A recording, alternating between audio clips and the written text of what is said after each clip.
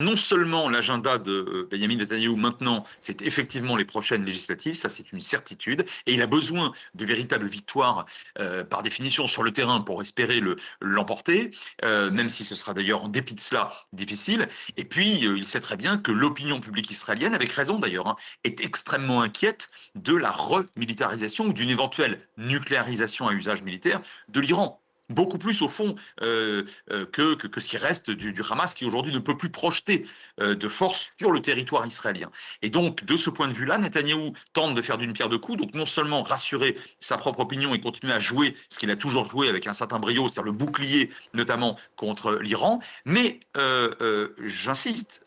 Netanyahou pense aussi à l'opinion américaine qui, franchement, s'intéresse pas beaucoup à cette fameuse Riviera ou à ce qui peut se passer dans la bande de Gaza ou en Cisjordanie. En revanche, l'opinion publique américaine est davantage sensible au risque de la nucléarisation d'un État perçu comme ennemi. Donc oui, Netanyahou essaye là aussi de toute façon de jouer finalement sur les deux et en faveur des deux opinions publiques.